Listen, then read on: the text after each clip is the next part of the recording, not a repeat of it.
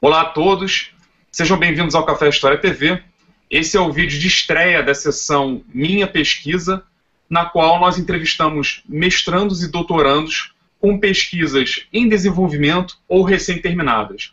Hoje eu vou conversar com o historiador Guilherme Gallegos Felipe, que acabou de vencer o Prêmio CAPES de Tese 2014 na área de História, com a tese intitulada A Cosmologia Construída de Fora, a relação com o outro como forma de produção social entre os grupos chaqueños no século XVIII, defendida no programa de pós-graduação em História da Unicinos, sob orientação da historiadora Eliane Cristina Deckmann Fleck. Guilherme, seja muito bem-vindo ao Café História, muito obrigado por falar conosco. Olá, muito obrigado pelo convite, eu fico muito honrado de ser o primeiro a abrir a sessão nova, né? E muito obrigado pelo convite, agradeço. Imagina, por nada. Bom, Guilherme, eu começo pedindo que você explique, então, em linhas gerais, a sua tese de doutorado. Tá. Não é uma pergunta fácil, né? É complicado, mas no fim das contas a gente acaba se preparando para esse tipo de pergunta, porque a tese sempre é um trabalho muito longo, exige muito tempo, mas a gente tem que também saber resumir ela na medida em que o trabalho serve para alguma coisa além da defesa, né? Isso que é importante ter em mente. Resumidamente, digamos assim, a tese ela é fruto de uma verticalização do mestrado, né? Quase como sempre acontece, em que alguns tópicos que eu toquei, ou melhor, que eu não aprofundei no mestrado, eu acabei decidindo, então, aprofundar no doutorado. E um deles, essencialmente, foi justamente a questão de olhar o contato que aconteceu na América hispânica, né, pelos olhos dos índios, né, pela perspectiva dos índios, e não só pela perspectiva dos espanhóis. A ideia básica é que tem muita documentação. A gente costuma dizer que o que aconteceu na América, a conquista, todo o avanço colonial que aconteceu, ele é um evento raro, não por causa do contato cultural entre diversas variações culturais ou várias etnias, ou vários grupos, mas fundamentalmente porque tem muita documentação produzida. E o que eu me dei conta é que seria um desperdício analítico não vislumbrar o que os indígenas tinham, né, a conduta indígena, o que eles tinham para dizer, o que eles faziam durante esse contato, né, porque a maior parte dos trabalhos eles vão priorizar o olhar sempre do conquistador, né, do espanhol, do português, do inglês, enfim.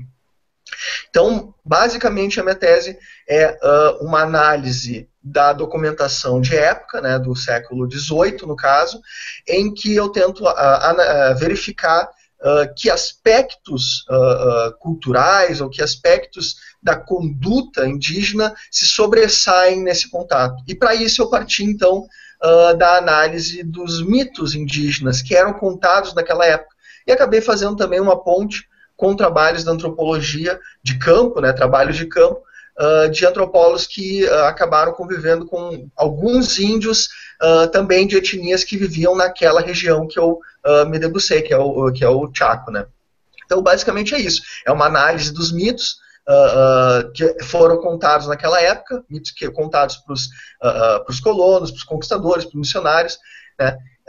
E tentar ver o que esses mitos podiam me dizer do contato pela perspectiva dos índios. Então eu trabalhei com a guerra, trabalhei com a circulação de objetos, trocas, reciprocidade, trabalhei com a produção de alimentos e tudo mais, né? Tudo que eu podia ter visto em relação ao contato, né?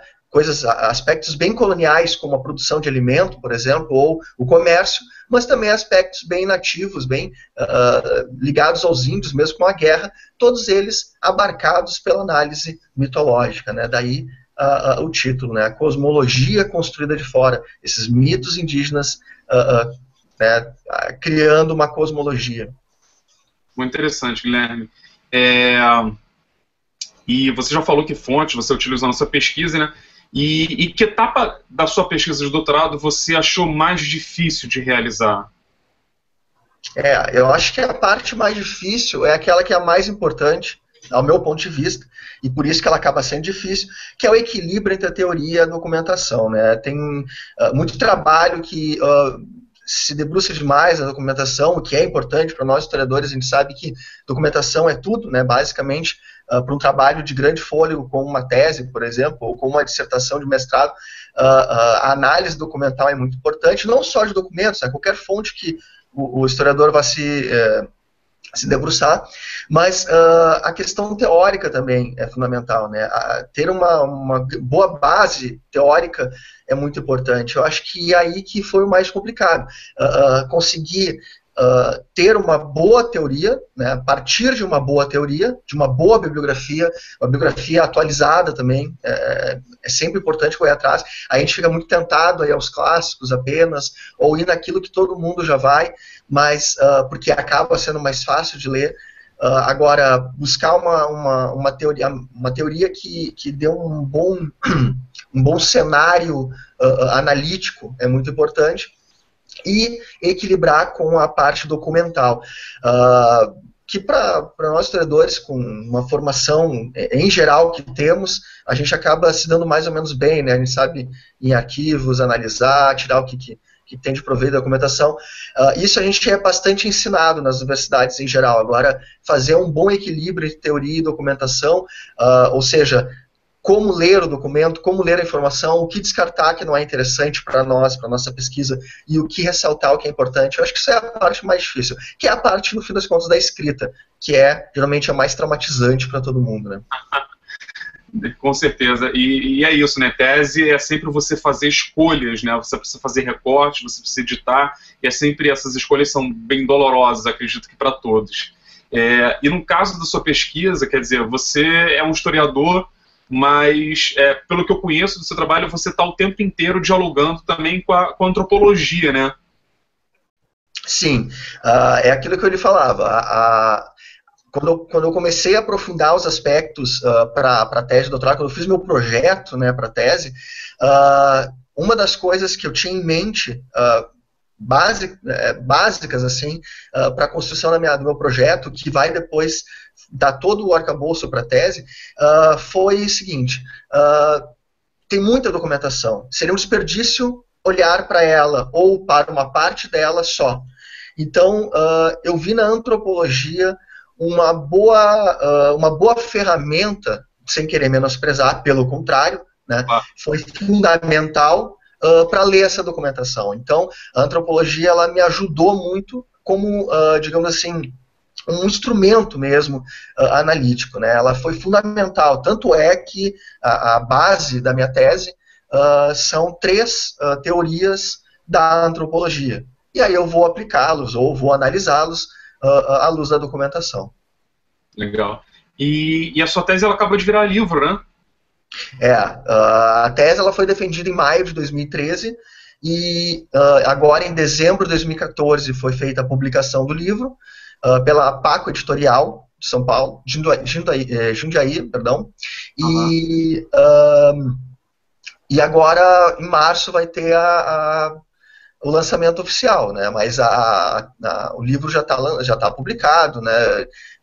Já deve ter algumas livrarias e, enfim, eu consegui fazer rapidamente, né, essa transposição.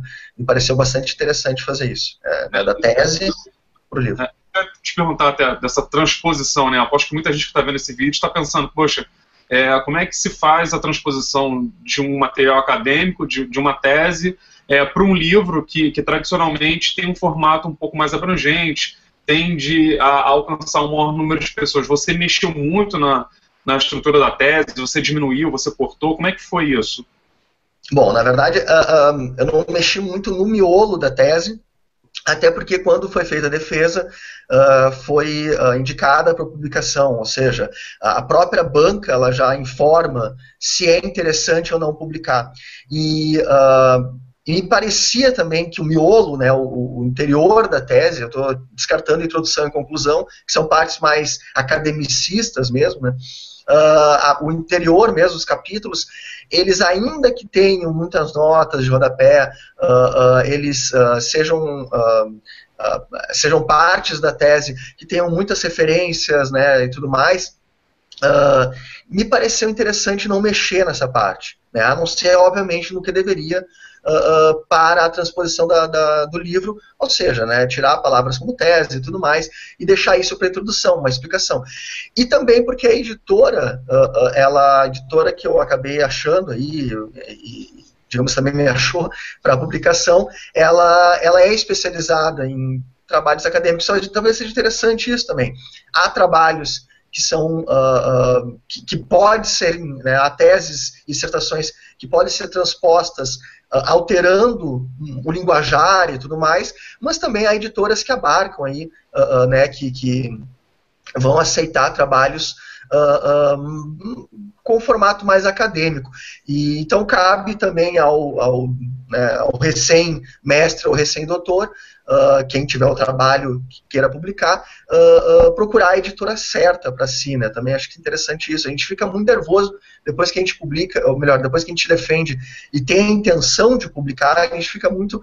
Qualquer editora que aparece, a gente acha que é um achado, né? Na verdade, acho que é interessante, nesse momento, ter um pouco de paciência e procurar bem, ver realmente como cada editora funciona, porque é importante que a publicação saia do jeito que a gente quer, né? Isso é mais importante. É um trabalho longo e não é bom desperdiçá-lo em qualquer editora ou qualquer publicação.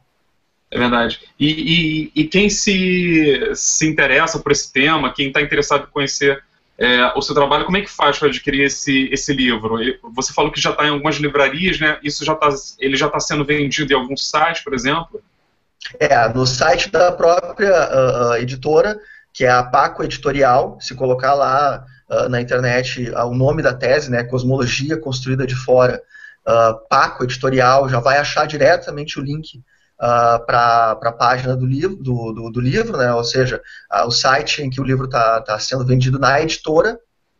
Mas também, se procurar em algumas... A Livraria Cultura, eu sei que já está lá também o livro. E a partir de março, acho que vai ter mais... que março que eu faço o lançamento oficial, né? Então ele acaba tendo mais visibilidade, né? Então, acho que é a partir disso mesmo. Se não, também entra em contato, a gente dá uma ajuda. Tá ótimo. Guilherme, olha, foi ótimo conhecer um pouco mais sobre o seu trabalho.